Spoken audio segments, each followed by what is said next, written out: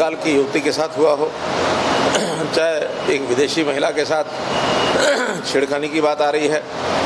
और अभी तो हमको जानकारी मिली है कि वहाँ इस प्रकार के बहुत एक रूटीन का अड्डा भी बन गया है। कि खट्टर साहब, क्या पूरे हरियाणा में बाकी कहीं कोई अपराध नहीं हुआ? क्या खट्टर साहब बाकी कहीं कोई छेड़खानियाँ नहीं सारी बंद हो गई हरियाणा में जब से आपकी सरकार आई? बढ़ रही हैं, हिसाब उठा के देखिए। न केवल हिंसात्मक बल्कि अनैतिक गतिविधियां भी जो इनकी होने लग गई हैं, ये बहुत एक चिंता का विषय है। टिकरी बॉर्डर हो, सिंगू बॉर्डर हो, जिस प्रकार स्थानीय लोगों का विरोध वो करते हैं और स्थानीय विरोध भी उनका विरोध करने लग गए स्थानीय लोग भी। आपके लोगों ने आके गुंडागर्दियाँ की, वो आपको नज़र नहीं आई? आपके लोग मारपीट करने के लिए धरनों पे पहुँचे, वो गलतियाँ आपको नज़र नहीं आई? ये किसी मतलब के नहीं है। उनको बहुत पीड़ा होती है सुन करके कि हमारी सरकार, चाहे उसकी पहली पारी थी 5 साल की और चाहे दूसरी पारी के 600 दिन हो गए हैं, हमने जितने काम किए हैं सब गिनाए, सब बताए हैं। कहीं ज़्यादा जो काम वो बीच में छोड़ के गए थे उनको तो पूरा किया ही है हमने। अपनी ओर से भी बहुत बड़ी संख्या में चाहे विकास के काम हो, चाहे व्यवस्था परिवर्तन का काम हो, गरीबों को सहायता पहुंचाने के काम हो, और ख़ासकर ये कोरोना जैसी महामारी, इस पर जितना संघर्ष किया हमने, ये एक जिसको कहना चाहिए अवर्णनीय है। तो इसलिए कांग्रेस को तकलीफ स्वाभाविक होगी। जब ये सारी बातें बोली जाती हैं तो तकलीफ में कुछ ना कुछ विपक्षी पार्टी होने के नाते उनको बोलना ही होता है, इसलिए उनका किसी प्रकार का कोई चिंता करने की बात नहीं है। गृह मंत्री के साथ, माननीय गृह मंत्री के साथ आपको मुलाकात हुई है, उसके विषयों पर चर्चा? देखिए, आज मुख्य रूप से तो हमने जो ये किसान आंदोलन है, ये ठीक है, अगर शांति प्रिय किसान आंदोलन चलता रहे तो हमें भी उसमें कोई आपत्ति नहीं। लेकिन जो इनकी हिंसात्मक गतिविधियाँ, न केवल हिंसात्मक बल्कि अनैतिक गतिविधियां भी जो इनकी होने लग गई हैं, ये बहुत एक चिंता का विषय है। इससे सारा मैंने अवगत कराया उनको। टिकरी बॉर्डर हो, सिंगू बॉर्डर हो, जिस प्रकार स्थानीय लोगों का विरोध वो करते हैं और स्थानीय विरोध भी उनका विरोध करने लग गए स्थानीय लोग भी। और अनैतिकता की तो सीमा हो गई है, कई घटनाएं उसमें आ गई हैं, आपको भी उसकी जानकारी है ही। चाहे वो बंगाल की युवती के साथ हुआ हो, चाहे एक विदेशी महिला के साथ छेड़खानी की बात आ रही है। और अभी तो हमको जानकारी मिली है कि वहाँ इस प्रकार के बहुत एक रूटीन का अड्डा भी बन गया है महिलाओं के साथ व्यभिचार का। तो इन सब चीज़ों को ध्यान में रखते हुए हम अपने प्रदेश के वातावरण को ख़राब नहीं होने देना चाहते। मैंने ये सारी बात उनके सामने रखी है। उन्होंने आश्वासन दिलाया है कि ज़रूर इसके ऊपर कोई ना कोई विचार करके और आगे क्या कार्रवाई करनी है, इसके बारे में बताया जाएगा। मीटिंग राज्यपाल साहब के साथ की तो फिर एक बार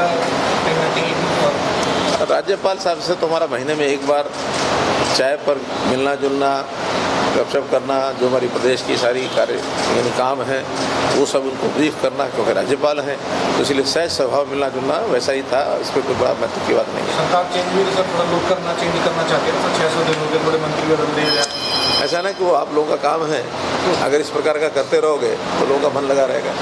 हमने एक बयान दिया है कि आंदोलन अगर शांति से चलता तो हमें कोई इतराज़ नहीं था, लेकिन अब आंदोलन में अनैतिक काम होने लग गए हैं। अब आंदोलन में औरतों से छेड़छाड़ होने लग गई है, पता नहीं क्या क्या अनाप शनाप बोल रहे हैं। लेकिन हम बता देना चाहते हैं कि इससे बड़ा और क्या सबूत होगा कि 7 महीने से आंदोलन शांतिपूर्वक चल रहा है। 500 हमारे लोग शहीद हो गए हैं, उसके बावजूद भी आंदोलन शांतिपूर्वक चल रहा है। इससे ज़्यादा क्या शांति चाहते हैं, हमें समझ नहीं आती। कितने लोग इसमें आत्महत्या कर गए हैं। अभी 2 दिन पहले जो है जींद में एक किसान धरने पे आत्महत्या कर गया है।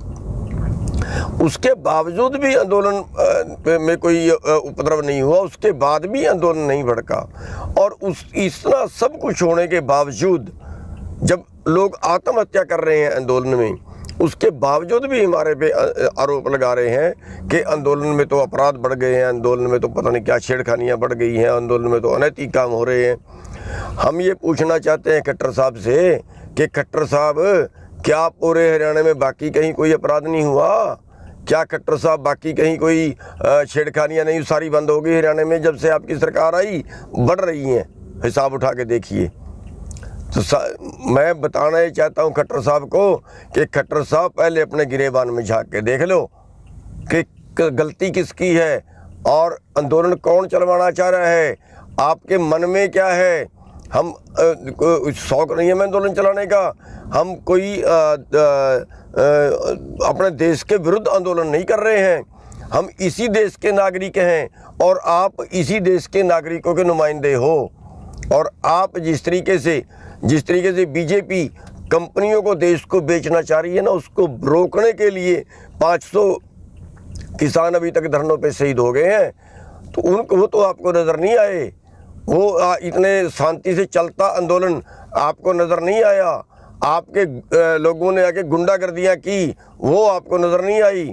आपके लोग मारपीट करने के लिए धरनों पे पहुँचे, वो गलतियाँ आपको नज़र नहीं आई।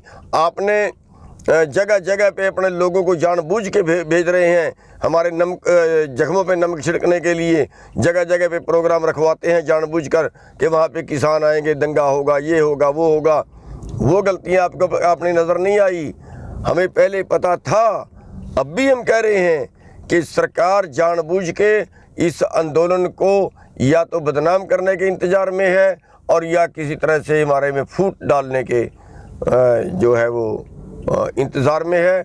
लेकिन हम बता देना चाहते हैं कि ये आंदोलन भोजन से जुड़ा हुआ है, ये आंदोलन परमात्मा चला रहा है।